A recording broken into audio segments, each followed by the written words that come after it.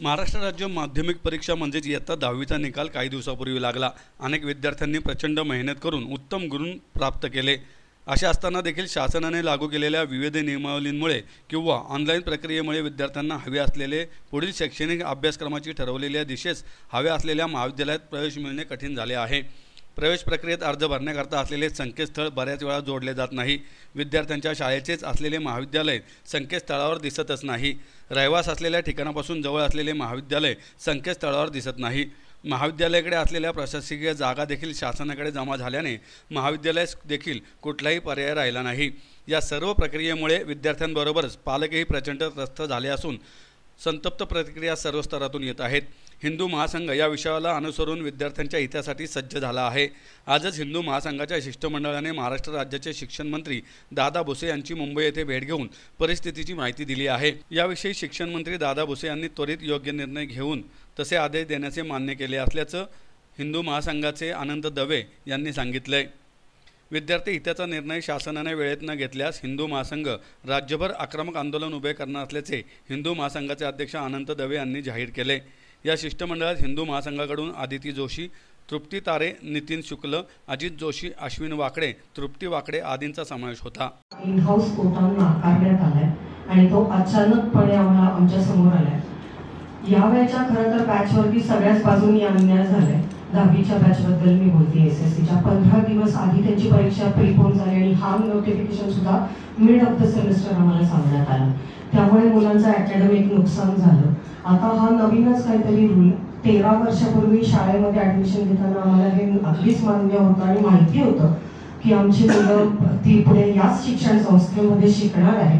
आणि अचानकच ओव्हरनाईट जेव्हा आम्ही परवा फॉर्म 11 वाजता फिलअप करायला सुरुवात केली तेव्हा पहिल्या पेजवरती इन हाऊसचा टॅब येस म्हणून केल्यावरती जेव्हा आम्ही पुढे जातो आणि सायन्स किंवा कॉमर्समध्ये फर्ग्युसन किंवा BMCC ऑप्ट करायला जातो तो डिसेबल दिसतो। मग आम्ही सुरुवात केली की हे कशामुळे होते।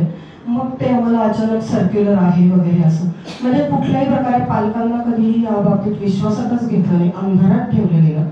अचानक ॲडमिशन प्रोसेस सुरू झाल्यावरती आम्हाला हे कळलं की आम्ही एलिजिबल नाही आहोत इन हाऊस कोट्याला। आता माझा मुद्दा हाच सगळा आम्ही प्रपंच जो काही झालेला आहे तो पत्रात मांडला। वेळ खूप कमी आहे। 3 जून ही शेवटची डेडलाईन आहे। काल आम्ही वेगवेगळ्या संस्थांना आणि यांना अप्रोच झालो, शिक्षण संस्थांना आमच्या स्वतःच्या शाळेमध्ये आणि संस्थेमध्ये आम्ही अप्रोच झालो। हे केल्यावरती मग बरेच मार्ग करता करता आज सकाळी आम्हाला शिक्षण मंत्र्यांची वेळ मिळाली आणि त्यांना आम्ही भेटलो। त्यांना अशा प्रकारचं पत्र दिलंय आणि त्यांनी आम्हाला आश्वासन दिलं की यामध्ये नक्कीच पॉझिटिव्हली आम्ही तुमच्यासाठी काहीतरी करू। पण आम्हाला खरोखर असं वाटतं की हा जो काही प्रकार आहे याचं खरंच आमच्या सगळ्या विद्यार्थ्यांवरती खूप मोठं नुकसान होणार आहे। नुकसान कुठल्या अर्थी होणार आहे तर आमच्या ज्या ॲडमिशन्स आहेत ह्या सगळ्या कॅन्सल झाल्या अचानक। म्हणजे आमच्या विद्यार्थ्यांनी जे काही मार्क कष्ट घेऊन मिळवले होते आणि आम्ही ज्या लॉयल्टी आहे आमची या संस्थेची ही एका मिनिटात शून्य होऊन गेली। आणि कारण असं दिलं गेलं की तुमची शाळा आणि तुमचं कॉलेज हे एका प्रिमायसेसमध्ये नाही आहे। आज आम्ही डेक्कन एज्युकेशन सोसायटीचे पालक आहोत।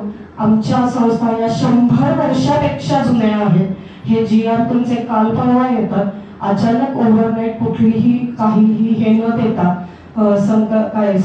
लोकांना काही पालकांना काही विश्वासात न घेता अचानक समोर आल्यावरती काय करायचं आणि विद्यार्थ्यांनी कुठे जायचं। एका बाजूने कुठेतरी असंही वाटून गेलं की हे इंटिग्रेटेड कडे नेणारा निर्णय आहे का की तुम्हाला इथे नॉर्मल याच्यात मिळत नाहीये तर मग आता जा इंटिग्रेटेडला। दुसरं असं की ह्याच वर्षी अजून एक क्रांतिकारी निर्णय की म्हणजे सगळ्या महाराष्ट्रातनं कुठेही कोणी अप्लाय करू शकतो अगदी पहिल्याच राऊंडला। म्हणजे असं होणार आहे की आमचे विद्यार्थी जर का आमच्या कॉलेजेसमध्ये किंवा आमच्या संस्थांमध्ये जात नसतील तर मग त्यांनी पुण्यात सोडून दुसऱ्या गावांमध्ये ॲडमिशन्स घ्यायचे असं त्याचा अर्थ होतो का। हा टेरिटोरियल प्रेफरन्स काहीतरी लॉजिक लागून वर्षानुवर्ष हे चाललेलं होतं।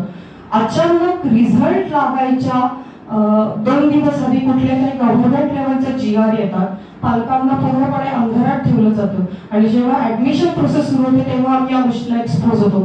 हातात फक्त आणि फक्त 3 जून पर्यंत तारीख आहे आणि त्यामुळे आम्ही सगळे खरंच पॅनिक झालो। आमच्या बरोबरीने आमचे विद्यार्थी आमचे सगळे मुलं सुद्धा पॅनिक झाले आणि कुठेतरी याच्यातनं काही वेगळं वाकडं पाऊल कोणी उचललं गेलं तर याला जबाबदार कोण आहे, ही जबाबदारी कोणी घ्यायची, हा पण एक खरंच मोठा विषय आहे. रादर आमची तर शिक्षण मंत्र्यांना आणि माननीय मुख्यमंत्री साहेबांना अशी विनंती आहे की तुम्ही या निर्णयावर तुम्ही फेरविचार करावा आणि आम्हाला योग्य तो निर्णय लवकरात लवकर कळवावा, जेणेकरून आमच्या विद्यार्थ्यांना योग्य वेळेत प्रवेश घेता येईल आणि कॉलेजची जी काही प्रक्रिया आहे ती वेळेत सुरू होईल.